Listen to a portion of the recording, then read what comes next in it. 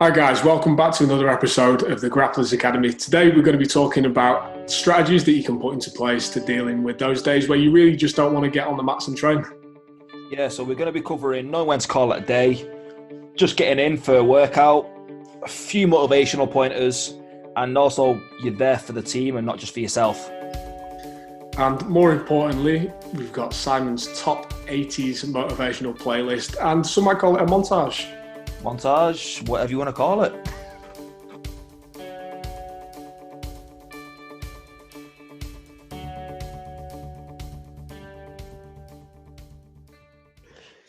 Now, I've had, have you had it though where you pulled up to the gym and you've sort of got there and thought, "Do you know what, I cannot be bothered with this training today."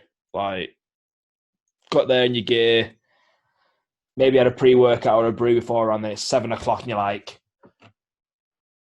I'm all wired and ready to go, but you turn around and just drive home and sort of sit there thinking, yeah, I can't bother with that tonight. Yeah, I have rarely turned around from the gym and not done a training session, but every time that I have done, which I can count on one hand the amount of times that I've not done a training session because I didn't want to. I always feel terrible afterwards. Like I'll be at home and it'll be at like 7:15 or something like that. And I'm just thinking I should be in the class right now. And I don't know why I didn't continue and just dive in with it. Because for me, it's less of like feeling tired or unmotivated to do it. I know some people probably feel like tired from work or like they just don't want to train, but I don't know what you're like because I probably do the same thing in the gym with my workouts as well, and it's less of a wanting to do it and more of a I'm going to do it because that's part of my daily routine, and I'll take enjoyment out of it doing it and afterwards, whether or not I feel up for it beforehand or not. Yeah, not like I can draw upon two occasions where I've got to the gym and turned around. Um, and yeah, I remember them quite vividly just because it's sort of like you said, how you feel afterwards. It just sort of like, oh, I really could have gone training. Um, like it's for me, it was just like I think the days that I had it, it was like I was just really tired, really drained, fed up with people. Just one of them days. Got to the gym and I was like, do you know what? I'm in a foul mood and I'm exhausted. Got home and, like you said, just had massive, massive FOMO afterwards. Mm, Especially when yeah. it's always the sessions that you miss when your training partners put all the pictures up online and it's sort of looking at it going, I could be in those pictures. Just because they're glad that we weren't there. That's the main thing. Most Like, do you likely. ever notice that they're not taking pictures when you're there? Probably. Yeah. Do you know what? That's made me feel even worse now. Just that's what I'm here for, mate. I'm here to cheer you up. No, yeah, totally. Like, I think times in my life where I've been going, like, there'll be a couple of reasons why I'm not going to training or haven't gone to training before in the past. And one is like if I can smell that there's an injury about to happen on the Yeah. day. Like sometimes you'll have a day where you've worked out and something's tweaked a little bit, and it's like, if you're going to go to training, it's going to pop, or it's just going to be the straw that broke the camel's back sort of thing. Even then, I'll still go. I might not train. I might help coach or something. But I think even still, just going down and having a chat with the guys and having a bit of a laugh is beneficial enough of a reason to go down, even if you don't put 100% in the session. And another point on that is as well, I think you've got like a bit of an obligation to your training partners to turn up Yeah. because going to training's not just for your development. It's a weird sport, isn't it? It's like we're there to improve ourselves, but it takes good training partners to turn up to help you develop. So I kind of feel like you've got a bit of an obligation to turn up, whether you want to or not. Circumstances permitting you, that work or kids or whatever, if you've got kids. Oh yeah. No, definitely agree with that. Like, because like you say, it's a solo sport, so a lot of people see it as like a bit of a selfish solo endeavor, but it takes a team to sort of develop a skill set. And the more experience you get, or the more integrated into a club you get, the more integral part of that team you become. And you may be, whether you know it or not, a key part of someone's training program.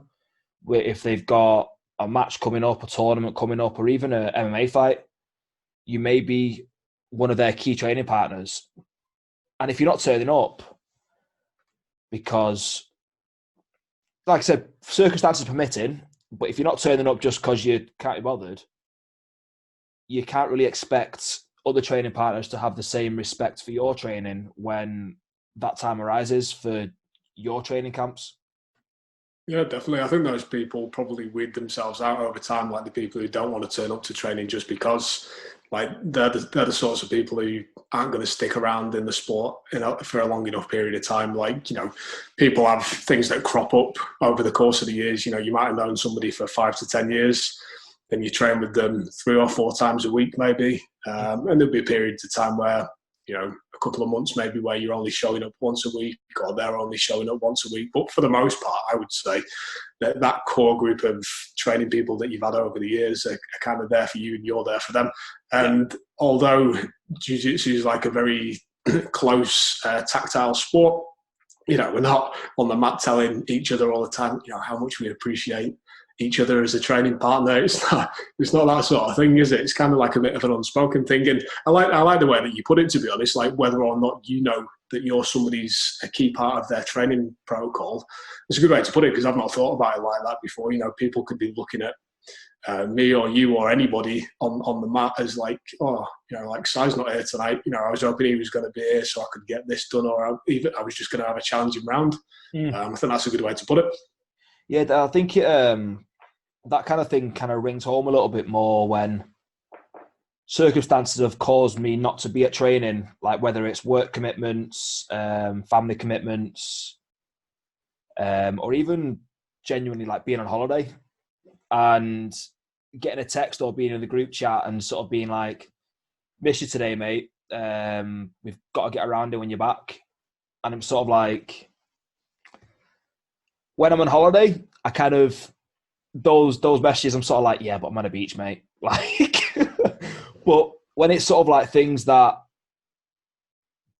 I shouldn't have allowed to get in the way, maybe like work commitments where, especially like, because we're both sort of self-employed and we can move our calendar around to suit sort of our training week, but sometimes it can be hard sometimes things come up where we can't train because of work.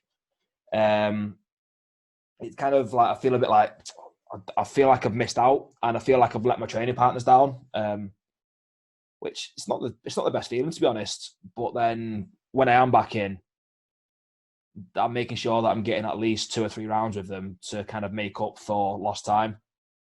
Yeah, totally. I don't know about you as well, but like, I never want to miss a day on the mats, because in the back of my head, and this might just be like white belt mentality from day one, I'm thinking like, if I don't go tonight, I might miss that like secret jiu-jitsu move that everybody else is going to know, and then I'm just going to get destroyed with it when I go back to the mats, and I'm never going to learn it, and it's going to be awful. Like, that's in the back of my head all the time, and I joke about it often with my main training partners. It's like, I'm turning up every night because I don't want you learning something that I'm not going to be learning. Yeah.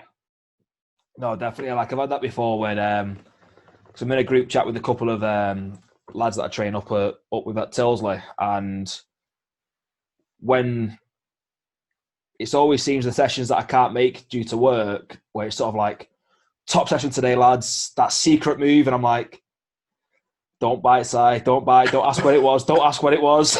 Fishing, mate, they're trying to get you hook, line, and sinker. Mate, I'll do that all the time as well. Like, if somebody's not turned up for training, I was like, oh, mate, you missed out. Like, we did that, a little bit of your game that you've been struggling with. We touched on that, and, kind of everybody's got it. That line's perfect, though. It's sort of like, do you like get that part of your game that you've been struggling with? And they're like, oh, yeah, like my side control escapes. Yes, that's what we worked tonight. That's exactly what we worked. Yeah, we looked at how to make side control tighter, but also how to escape from it as well. So, and they're like, tell me. We've signed a waiver saying that we can't turn up. Fortunately. Fortunately, you're going to have to feel my shoulder in your face for the next 4 weeks until you figure it out, or one of us decides to tell you. Like, we've had it before, though, where I know I've had it where I've been on the way to the gym and I genuinely cannot be bothered. Like, I've either had a terrible night's sleep, slept over my alarms, like these are for the morning training sessions, or whether I've had the longest day at work, very little food, and even worse, very little caffeine. And it comes to setting up a training, and I'm like, I'm going, but it could be very easy just to go home and switch my phone off and get an early night. But I end up turning up to it, and it ends up being one of the best sessions that I'll have. Like, I'll be on fire. I'll be catching flying omoplatas from being on across the mat type of thing, like just where everything's just firing all cylinders. And you walk away from there going, where did that come from? But yeah, I think like don't know what point I was trying to get to with that. I'm just sort of being like sort of those days. I think interestingly, what you're talking about is like motivation versus discipline, and I think just some of the things that you were talking about there. Interestingly, a lot of them, and there'll be a lot of the same things that other people have issues with as well, feeling lack of energy or like they've not eaten or they're tired or something, this and that. Like a lot of those things are actually in your control, aren't they? Yeah. Preparation, you've got to prepare yourself every day to be kind of set up to have the discipline to beat the motivation. Like I always tell people that I train with that the motivation is not always going to be there, but you can prepare to have the discipline to be able to act, to get done what you need to get done. Like, yeah. I don't know about you, but I don't wake up in the morning super pumped to like brush my teeth and make a cup of coffee. I feel pretty pumped when I'm making a cup of coffee actually. But like top of the list. All that mundane stuff that you don't want to do in life, you just do, don't you? Because it's part of your daily routine. And for me, going to the gym to work out and going to the gym to train jiu-jitsu, it's just what I do. For me, it's like deeply embedded in me as a person and my personality, and that is what I do, and I'm going to do it whether or not I feel super pumped to go and do it or not. And I think that probably also gets onto a topic that's pretty important in terms of like, you might not turn up super motivated, but what can you actually do on the day to get something out of it? Because you're not going to get 100% out of every training session. But if you go in and you didn't feel amazing about it, can you get 50% out of a training session? Because I tell you what, that's better than going home and getting 0% out of it.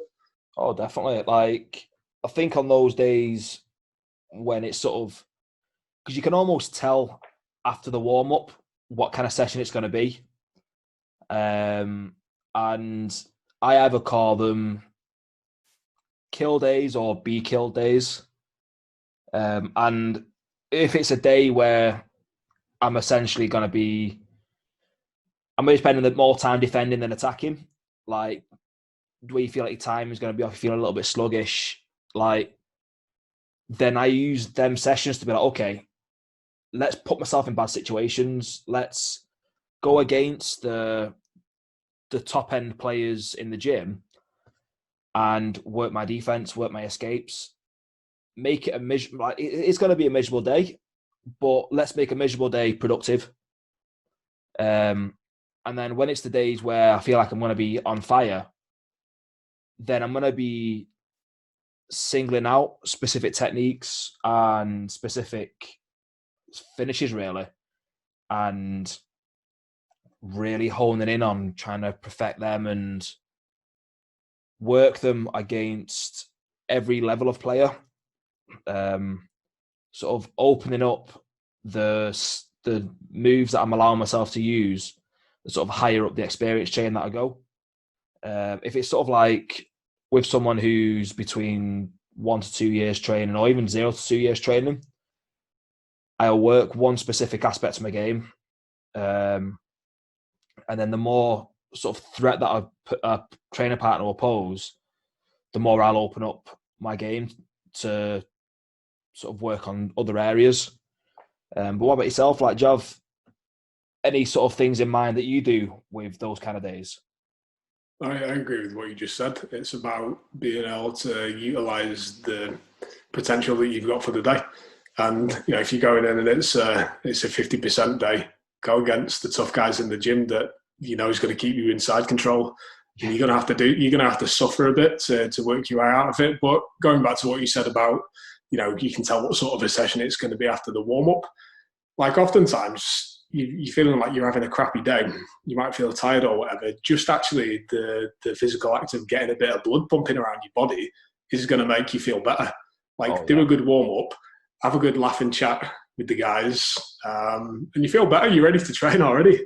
But yeah, totally. Like from a technique point of view, I think allowing it probably gets into another whole discussion in of itself, but allowing yourself to get into bad positions and having to work out of that. Like you don't always want to be the hammer.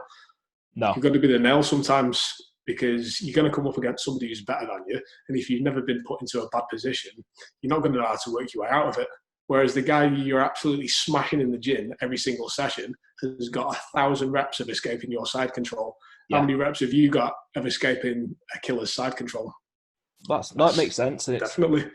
It sort of brings me back to a story that I've heard about Hodger Gracie and sort of when he first moved over to the UK. I don't know how true it is, but it sort of rings true. It sort of rings home a little bit for me and sort of my training philosophy on like training with other training partners who are less experienced, but also like we're talking about today, maximizing those bad days. Like the usual training partners we're going to cover like down the line. But like the story that I heard about Hodger Gracie was when he first moved to the UK, he had very little high-level training partners, but he had a huge amount of white and blue belts, or might have just been white belts. And with those training partners, he was still able to go and win the Worlds. And what he was doing was he was putting himself in bad situations every session with these less experienced players. Their attacks were progressing. His defense was improving. And when he came to competing, he'd already seen every bad situation during the training camp. So it wasn't a surprise to him if he ended up in a bad position. And from what I recall, he actually went on to win them Worlds. I don't know what year it is. I don't know how true the story is. But just hearing that has sort of shaped the way that I approach like these bad days. But yeah, I think it's something that a lot of people should try to bear in mind or even keep on board like I've done with that and try and take it into their own training.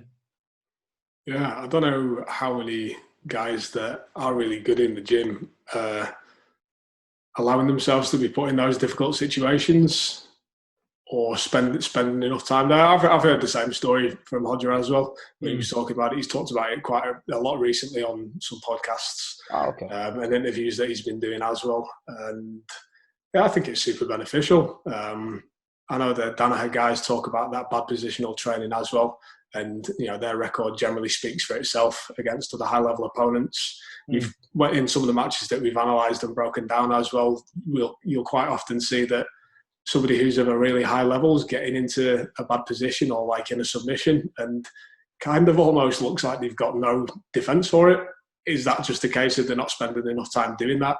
They're just spending the time being the hammer all the time and never being the nail. I don't know. You can't comment on what somebody's training camp is, but I wouldn't be surprised. No, I think you're definitely right there. And I think that kind of touches on the psychology of a lot of the players that are involved in the sport. At the moment, it's very male dominated, and there are, fortunately for the sport, it's becoming a lot more diverse with the male and female balance. But if you walk into a lot of the gyms at the moment, the ratio of men to women is going to really outweigh in favour of the men. And all that's going to do is just drive a lot of ego. And it's just going to... I think it stops a lot of the players who are ego-driven from allowing themselves to be put in bad positions and working their way out of it, which is going to be detrimental to the game in the long run. And just because they don't want to take a little knock to their ego in a training session or allow themselves to be put in that position. Because like one thing that I do at Hive, especially in sort of like the comp classes that we look at, we do situational rounds where, okay, you're going to end up in bottom side control, really deep underhook, cross facing, worst position, no frames. You've got to get out of it. And I've noticed that like positional escapes are improving from that, and also mental resilience for certain positions and being under pressure. They've sort of that mental resilience kind of comes through a little bit more as well. I don't know what you think about that type of that kind of training as well. Yeah, definitely. That's something that I've done with guys that I've coached before in the past at Hive, and what I do with training partners at 12 gauge as well. You know, we make a point of being in a bad position and getting comfortable.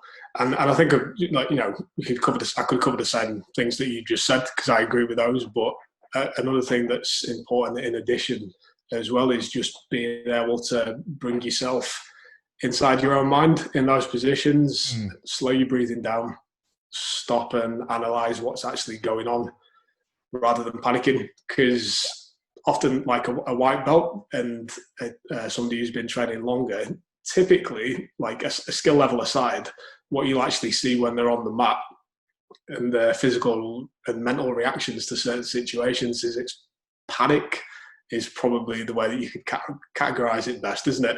It's like not knowing what to do is one thing, but not actually having been in that position before and it being really uncomfortable, and not even like physically uncomfortable, just they're not sure how to react or respond. But really, actually, what you're doing is just putting them in a situation of a technique that you've drilled already. So, you know, it's like shrimping or whatever it is, or like underhooks to get you out of side control.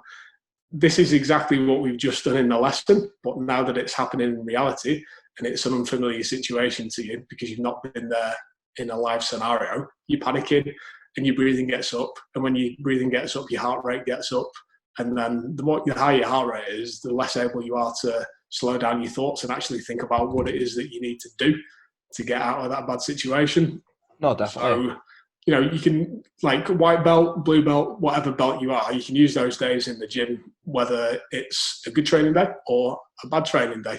And it kind of looks at how you're going to structure out your week of training. But, like, in terms of bad training days, although you might feel mentally bad, I don't think that you should ever have a session where you didn't feel like you progressed in any area. So you should always be able to progress on one area or aspect, even if it isn't the one that you went there with the intention to progress on the day. Oh, definitely agree with that.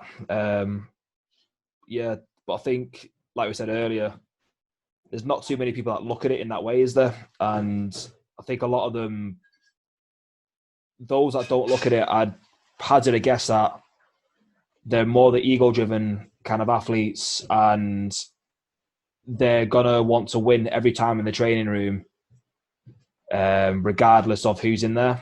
And they look at not winning in the training room as a negative thing. Yeah, Shane talked about this when he was on the other week, didn't he? He said, you know, when's the time to lose or to tap? And it's in the training room. Oh, no, 100%. You want to experience that in training, so you don't do it on the competition day. Yeah. And that sort of ties in nicely as well with the mental resilience as well. Like being comfortable in being in a bad position during training kind of gives you that extra resilience for when you do go to competition, or even if you need to use it for self-defense. Like, it just gives you that sense of calmness and that ability to think rationally while under pressure. And I'm glad you brought that up as well, because I completely forgot about mentioning that off what you were just saying before about how the jiu-jitsu rooms are a male-dominated environment. Like, I feel so strongly about martial arts in general, but particularly jiu-jitsu and the effectiveness of that for, like, self-defense. But whatever it is, regardless, I feel like everybody should know how to fight. so that they don't have to fight. Or if they do have to fight, they can comfortably defend themselves and get themselves away from that scenario. And for women, that is so important. Massively. Like, most of the time, women are going to be outsized, outweighed by a bloke on the streets if something's happening. But how many times have you seen on the training mats like a really high skilled female player just absolutely destroy the biggest, strongest guy that comes into the gym? As long as that guy's not being disrespectful on the mats, like that, having that high level of skill is so valuable. No, I agree. I've been on the receiving end of it as well. My very first session, one of the training partners that I had there, and she was at the gym that I stayed with for around 6 years, Anna Main. I think she, like, size-wise, I had like a massive advantage on her, but there was nothing I could do effectively against her, and she'd kick my butt week in, week out. And the same for the partner and a couple of the other, majority of the other more experienced female training partners that I've had, where the skill set, it can make a bigger, stronger opponent just null. Yeah, I think it's really important for women not to be afraid or feel imposed about coming into the class that's got blokes in there. It should be a mixed training environment, and like 99.99% of male training partners are going to respect you as a female training partner.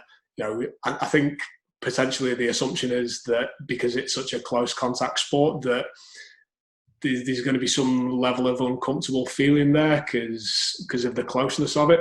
But to be honest, like, most blokes probably have that same feeling when they come into the mats as well for the first time, because they're just not used to that close contact. Like, brand new white belt on the first session is going to feel equally as uncomfortable with somebody being inside the guard as a female training partner on that same day. So it's just kind of getting around those things and realising that is something that can happen. And you should be getting comfortable and getting used to it. I think as well that sort of that role kind of helps to fall on the coach a little bit. So, if you can sort of sense that the training partners feel uncomfortable together, rearrange the pairings a little bit, or the groups that they're in. So I'm sure you do this, and like I do this, where especially in sort of the beginners classes, I'll pair people off. So which training partners you can put the newer people in, and I'll tend to put the ones that are there on their first week or even their first month. I'll tend to put them in a 3 with 2 more experienced players, so that they can see how they interact with the role, and if they're not quite comfortable enough to take part, they can sit and watch the other 2 sort of work together until they build up the courage or even feel comfortable enough to jump in and have a go. Yep, definitely. And I think that maybe ties in nicely to like the ultimate reason why you should train on a bad day. Whether or not your worst day of, you've had the worst day at work, or you're feeling tired or whatever. The real reason why most people train jiu-jitsu, it's a sport, but you've got to think about it as, it's also a form of self-defense. Yeah. Regardless of how bad of a day that you've had in the gym, if you ever need to use jiu-jitsu for self-defense, the guy who's on the aggressive end of trying to steal what you've got, trying to beat you up, whatever, they're going to stop just because you're having a bad day. It's like, I'm not really feeling that well, mate. Do you mind if you don't mug me today and maybe do it tomorrow when I'm feeling a bit better? Like, tell you what, I've got 6 p.m. tomorrow. I'll meet you. Yeah, I'll come back then, mate. Just make sure you have a cup of coffee before I try and mug you tomorrow. Yeah? So it's a bit of a fair fight. They don't care. They absolutely do not care. They want to find the weakest person that they possibly can do. Like, do not make yourself that easy target. Get into the gym and train every day that you can, so that you're not on the receiving end of something like that. I don't care whether you're feeling tired or not. That's an excuse for you to make. If it's a genuine excuse, like you're injured or whatever, fine. You've got to think about your long-term development. But if it's just because you can't be bothered to go to training, like, that's not a good enough excuse for me. Yeah. And I don't know whether that's a good enough excuse for you or not. No, definitely. No, like, even on the days where you sort of just really don't want to be there, like you're just exhausted, all you want to do is get home and maybe just have a hot dinner and get in bed early. But turn up to just one class, maybe sit on the side and watch the technique aspect so you're still absorbing it. Because again, like, just as much as jiu-jitsu's or grappling in general is a great self-defense and it's a great workout, the social aspect as well it should be, or it can be, enough to get you to go down there. Like, you've had a bad day, you want to go and just chat waffle with a few of your mates. I've got countless friends on the mats where I can go and just shoot the shit, have a little chin wag, and just feel better after the session. Even if I have been beaten up for an hour, 2 hours, just that outlet of a conversation with somebody who's genuinely concerned of how your day's been. Like, obviously, do that with your partner as well. Like, when you get home or when you speak to them, do that with your partner. But your social circle at the gym is just as important and is another great outlet for just getting rid of those bad days. Yeah, I think something that's also important to build off what you said there as well is, like, look at it from both ends of the, both sides of the same coin. If you're going straight from work and you've had a crappy day and you're tired and you're going home to your partner, who's going to be on the receiving end of that first? Like, you've not put a buffer in place from going from work and having that outlet. I'm sure, like, you don't want to be on the receiving end of somebody coming home and just, like, being in a terrible mood because they've had a bad day at work. Equally, you shouldn't want to kind of impose that on your partner as well. No. Like, go to training and put yourself in a better mood so when you go home you can have a better relationship. Yeah, no. It makes sense. And I'm sure, like, if you get home like that, your partner would be like, "Will you just go out and go training? I want some peace." I'm not going to say you took the words right out of my mouth, but I've been told that before. So before we wrap everything up, have you got any sort of, like, motivational tips that you'd give to anybody who might be feeling this sort of bad days? Yeah, I mean, I think for me now, the more and more I think about it, everything that we've talked about, I think the main thing for me is think about the reason why you started doing training in the first place. Was it for the sport aspect? Was it for the self-defense aspect? And if you're not feeling like you want to go on the day, be honest with yourself and think, is this a real reason, or can I still go and get something out of it and get closer towards where I wanted to be when I started? And completely agree with you in terms of the social aspects of as well. It's massively important. The physical training benefits are there, but, like, the social circle that you develop and the friends that you're going to get at training are equally as important from a mental health point of view as well. But kind of just to touch on the last thing I was talking about is, like, go and train every day so you're putting yourself in a position that you're always prepared for whatever is going to happen. Whether it's you get invited to compete in a tournament next week. Yeah. You're going to wish you'd have trained that session, or whether it's you're having the worst day of your life and somebody's trying to do something to you, or one of your loved ones that you don't want to happen, you're going to wish you will have trained more for that scenario rather than being unprepared for it. So I would say allow those sorts of reasons to be your motivating factors for turning up to training, and don't let your kind of emotions or energy levels dictate that. No, definitely. I think as well, to add to those, you don't want to look back in 5-6 years' time and think, I could be better. If I would have attended those sessions, if I would have trained more, if I would have been more involved in my training partners' training progression, they could be better. I could be a better athlete. I could be a better person. I think those things are definitely, like, worth having in the mind as well. Like, because how many people do we know that started training, got the blue belt, left it, and then we bump into them a few years later. It's like, "Oh, how are you getting on? Are you still training?" I'm like, yeah, I'm this belt now. I'm still training, competed here, and here. And they're going, "Do you know what? I wish I'd never stopped. I wish I was still doing it." And it's like, don't be that person.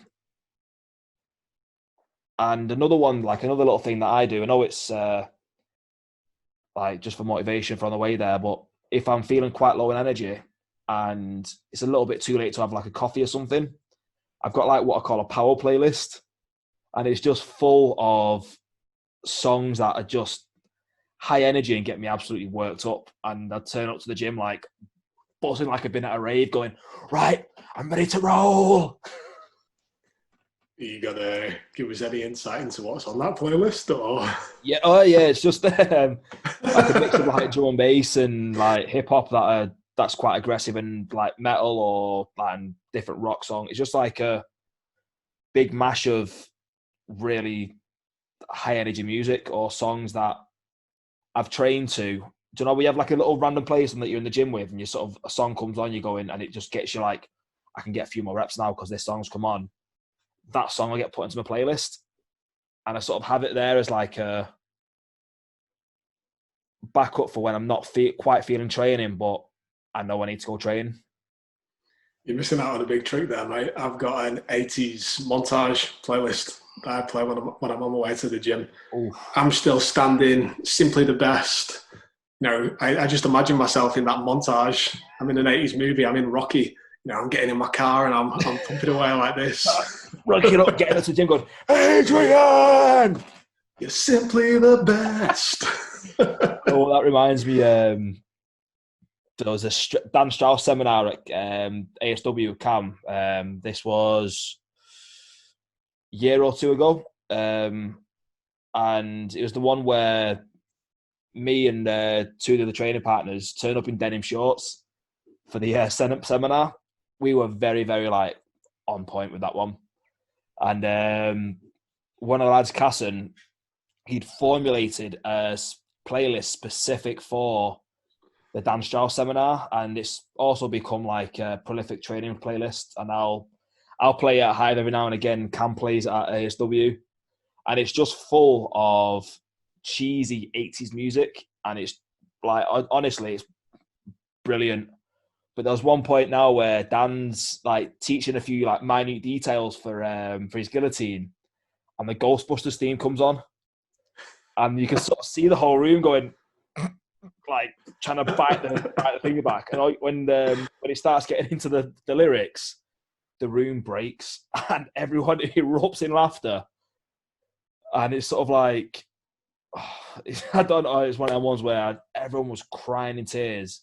It's sort of like, right, skip the song, get on with the seminar. Did that help you learn the thing that he was showing better or worse? Yeah, I was like going, when there's something strange in your neighbourhood. I was doing like the drills that he was doing, and it had a rhythm going, mate. It was spot on there. So if I ever see you on the mats and you're like humming away, you're just trying to do. That's my dance move when I'm on the floor, that, mate. Never mind doing on the jiu-jitsu mats. Double benefit. There we go. But yeah, no, that was quite a lot we covered there, wasn't there? Hopefully, like with some like a lot of. I don't know, my brain. Do you know? Yeah, that's all right, mate. You're thinking about Ghostbusters. You're on a track with Ghostbusters. It's fine. No, nobody's mad at you for being in a train of thought with Ghostbusters. I think maybe what you were trying to say was that hopefully that helps everybody out with getting a bit more motivated for getting in on a bad training day and realising the importance of getting in on a day where you're not necessarily feeling great. And now, ignore everything that we've said for the past 30 minutes. Stick on Ghostbusters. Drive to the gym. And just practice guillotines. Practice guillotines. Or your dance moves. Or your dance moves. Whatever it is that motivates you to get into the gym and do some training. I hope that's helped you guys out today. Like, if you've got any awesome dance tracks from the 80s that you like to listen to when you're on the way to the gym, leave us in the comments. I'm sure Simon can add it to his playlist. They'll be straight on there. If they're not already on there, though. You can compare notes. Maybe it's something that we can put in the comments as well, like our top 10 80s dance songs to get you motivated for training. Definitely. Thanks for watching another episode of the Grapplers Academy. If you liked what you saw, don't forget to hit the like button and also hit that subscribe button. And if there's anybody out there that you think could benefit from anything that we talked about today, don't forget to share the video and pass that information on.